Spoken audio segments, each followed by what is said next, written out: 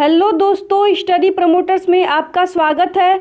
दोस्तों, आज हमें अध्ययन करना है कक्षा 9 के हिंदी के पद्य खंड से कबीर दास जी द्वारा रचित साखी। दोस्तों, यदि आप हमारे चैनल पर नए आए हैं तो चैनल को सब्सक्राइब कर लें और बेल आइकन को दबा दें, जिससे कि आने वाले सभी वीडियो का नोटिफिकेशन सीधे आप तक पहुंचे। तो चलिए शुरू करते हैं अपने पंक्तियों को। सतगुरु हमसु रीझ करी एक कहा प्रसंग, बरसा बादल प्रेम का भीज गया सब अंग। सतगुरु हमसु रीझ कर अर्थात प्रसन्न होकर। कबीर दास जी कहते हैं कि सतगुरु अर्थात हमारे सच्चे गुरु ने हम पर प्रसन्न होकर एक कहा प्रसंग अर्थात उपदेश, अर्थात हमारे सच्चे गुरु ने हम पर प्रसन्न होकर हमें ज्ञान का एक उपदेश दिया। बरसा बादल प्रेम का भीज गया सब अंग, और इस उपदेश से हमारे हृदय में व्यापक भक्ति का जन्म हुआ और इस भक्ति के बादल से प्रेम और स्नेह की वर्षा हुई, जिससे भीज गया सब अंग, जिससे हमारा एक एक अंग भीज गया। अर्थात कबीर दास जी कहते हैं कि गुरु ईश्वर का ज्ञान कराता है, उसकी भक्ति से अनुपम संतोष की प्राप्ति होती है और मन में प्रेम का आगमन होता है। इसीलिए मानव जीवन में सद्गुरु अर्थात सच्चे गुरु का अत्यधिक महत्व है। राम नाम के पट तरे देबे को कछु नाही, और क्या ले गुरु संतोष ये हौस रही मन माही। राम नाम का पट तरे अर्थात समान।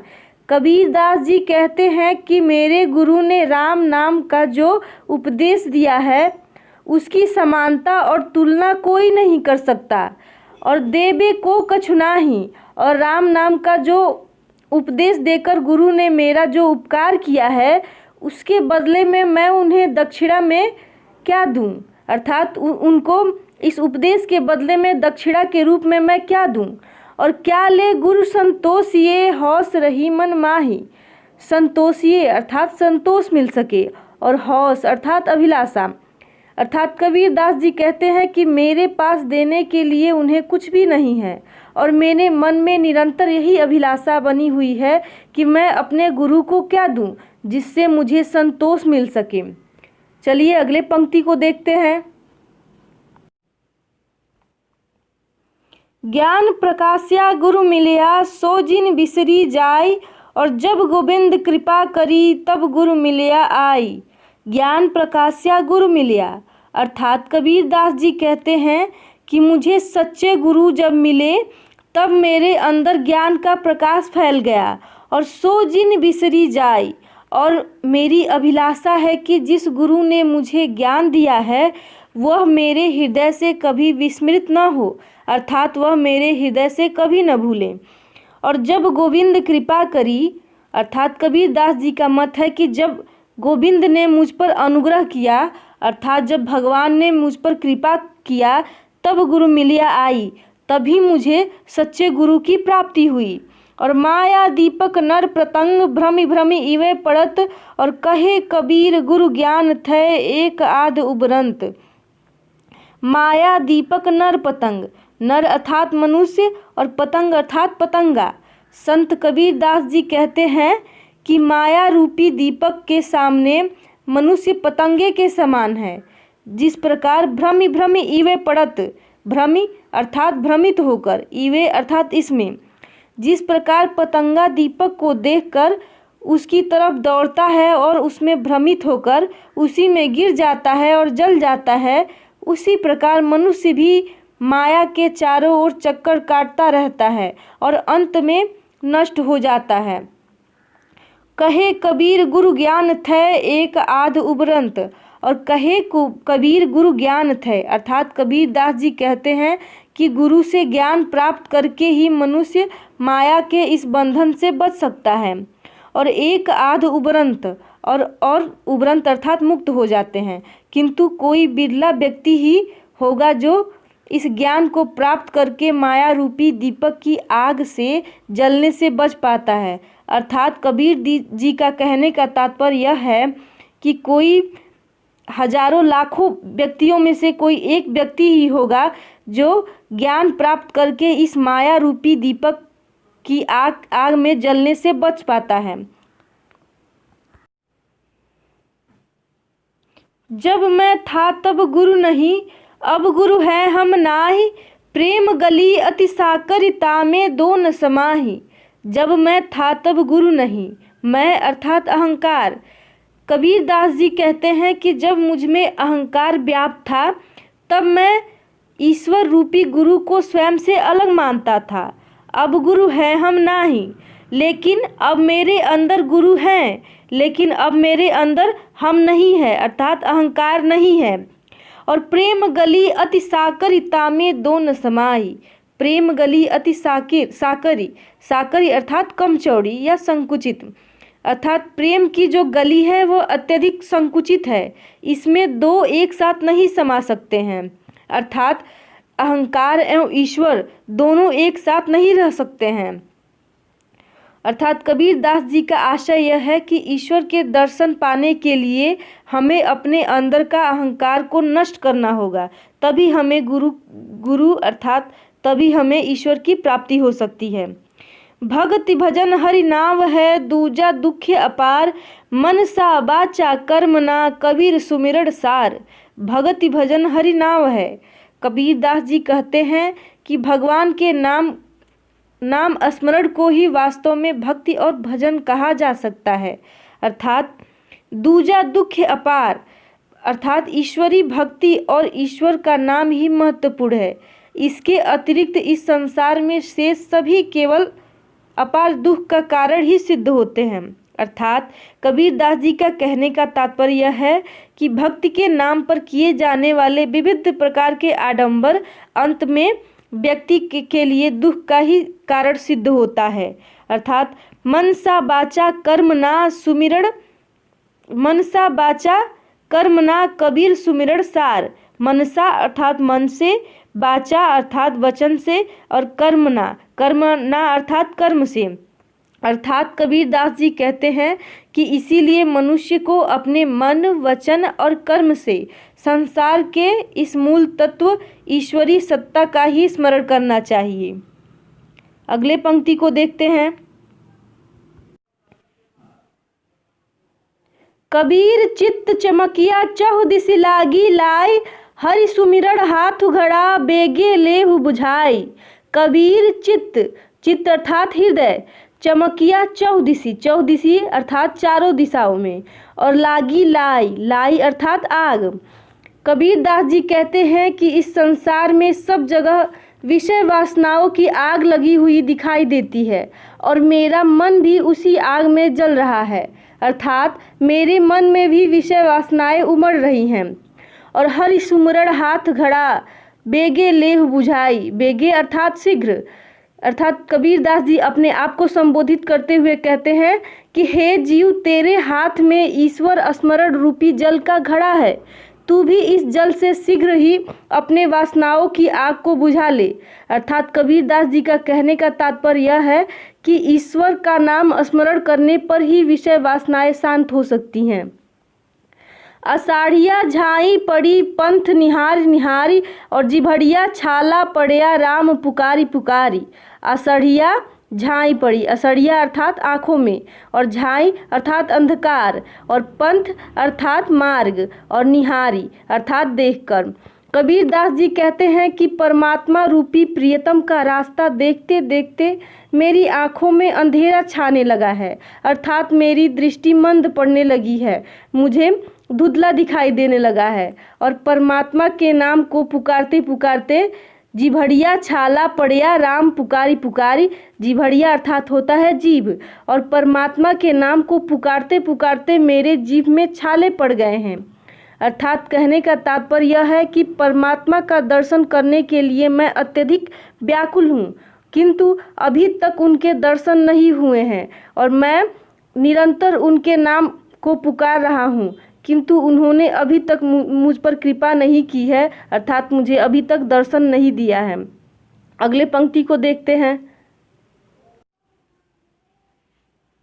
झूठे सुख को सुख कहे मानत है मन मोद, जगत चबैना काल का, कछु मुख में कछु गोद।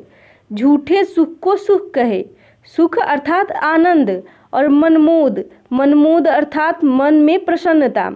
कबीर दास जी कहते हैं कि ऐ मनुष्य, तू सांसारिक सुख को सुख मानता है, अपने नश्वर शरीर पर गर्व करता है।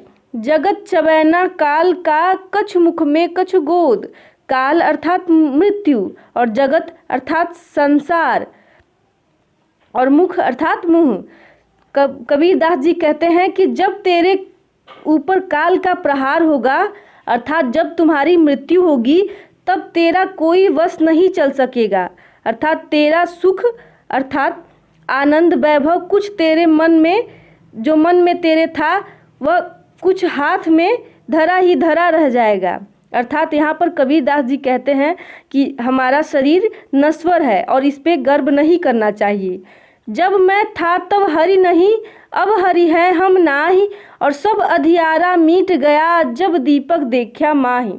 जब मैं था तब हरि नहीं, मैं अर्थात अहंकार, और हरि नहीं, अब हरि हैं हम नाही। कबीर दास जी कहते हैं कि जब तक मेरे मन में अहंकार की भावना थी, तब तक परमात्मा मुझसे दूर ही रहा, और अब हरि हैं हम नाही। और जब से ईश्वर ने मेरे हृदय में प्रवेश किया है, तब से मेरा अहंकार समाप्त हो गया है। अर्थात सब अधियारा मीट गया, जब दीपक देखा माही। देखा अर्थात दर्शन किया, अधियारा अर्थात अज्ञान का अधियारा यहाँ पे होगा, और माही अर्थात हृदय के भीतर। कबीरदास जी अंत में कहते हैं कि ज्ञान रूपी दीपक के प्रज्वलित होने पर मेरे हृदय की अज्ञान रूपी समस्त अंधकार मिट गया है। अर्थात कबीरदास जी का कहने का आशय यह है कि ईश्वर के दर्शन होने पर अज्ञान रूपी अंधकार स्वयं ही नष्ट हो जाते हैं।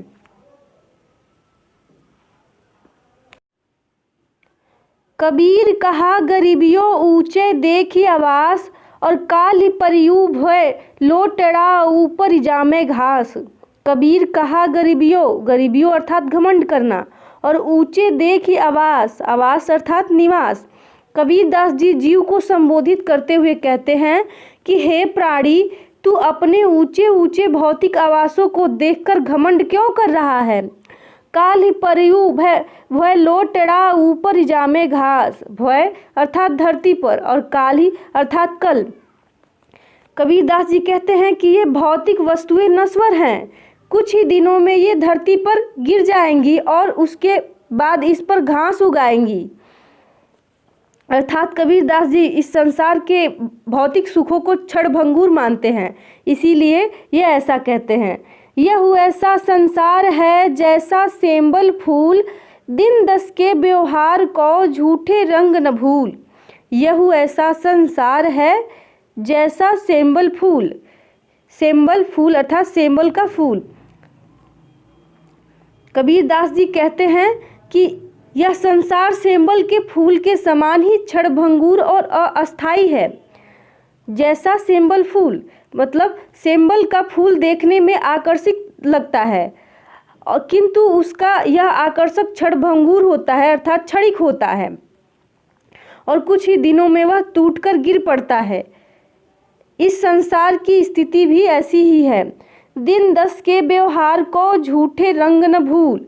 दिन दस अर्थात कुछ ही दिन या अल्प समय, व्यवहार अर्थात व्यवहार, और रंग अर्थात मस्ती। कबीरदास जी उपदेश देते हुए कहते हैं कि हे मानव, तू संसार के थोड़े दिनों के चमत्कार और व्यवहार में पड़कर वास्तविकता को मत भूल और भ्रम में मत पड़।